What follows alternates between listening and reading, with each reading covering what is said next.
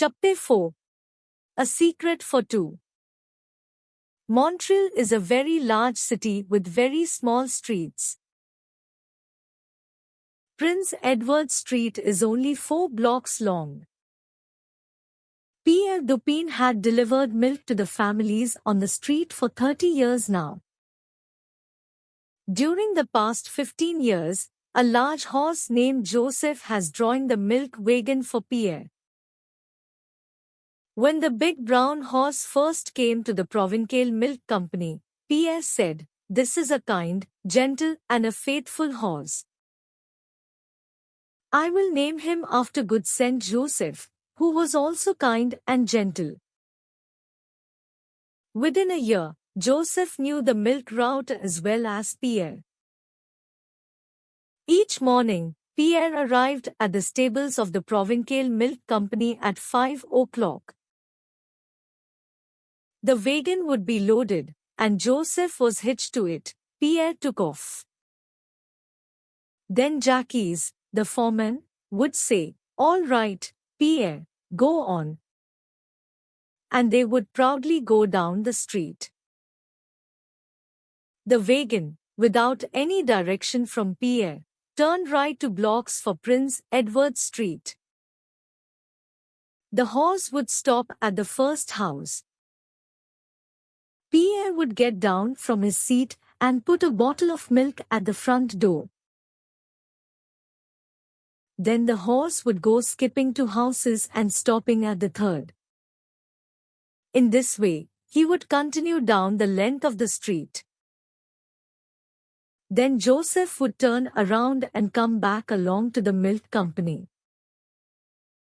Pierre would boast at the stable of Joseph's skill.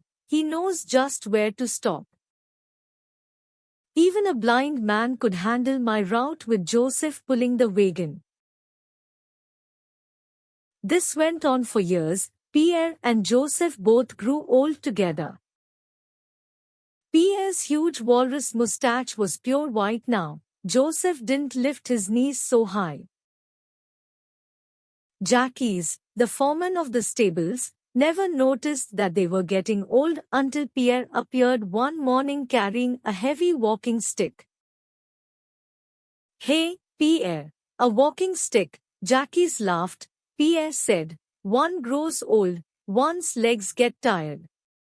You should teach that horse to carry the milk to the front door for you," Jacques suggested. Pierre could neither read nor write.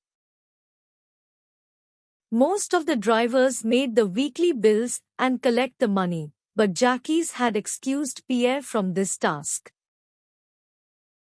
All Pierre had to do was to arrive at 5 in the morning, walk to his wagon and deliver the milk.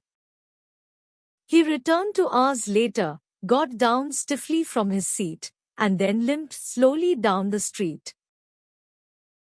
One morning, the president of the Provincial Milk Company came on an inspection.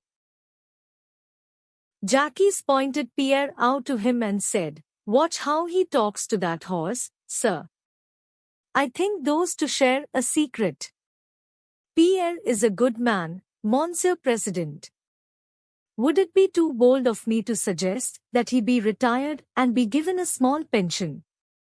He added anxiously. "But of course," the president said, "I know his record. He has been on this route now for 30 years and never once has there been a complaint. Tell him, he should rest now, his salary will stay the same." But Pierre refused to retire. He was panic-stricken at the thought of not driving Joseph every day. "We are 2 old men," he said to Jacques. "When Joseph is ready to retire, then I, too, will quit." Jacques understood. Then one morning, it was cold and dark. Jacques had dreadful news for Pierre when he arrived.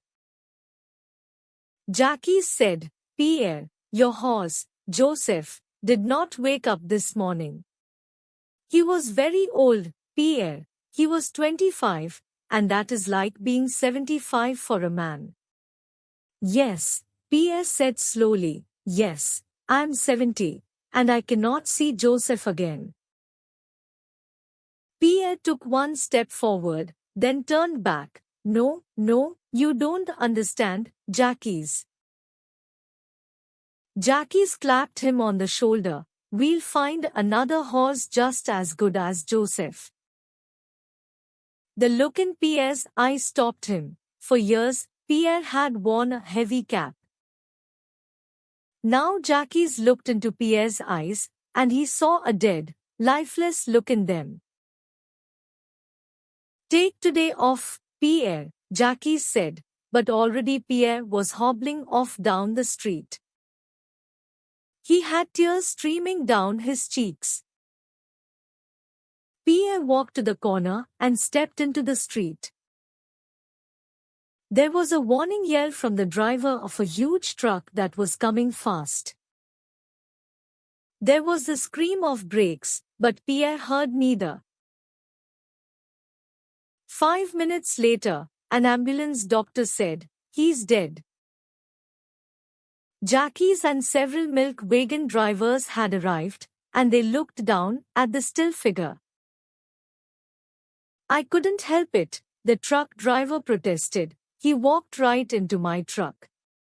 He walked into it like a blind man." The ambulance doctor bent down. "Of course, the man is blind. See those cataracts. This man has been blind for 5 years." He turned to Jacques and said, "You say he worked for you, didn't you know he was blind?" "No, no," Jacques said it softly. "None of us knew. Only one knew, a friend of his named Joseph. It was a secret between those two."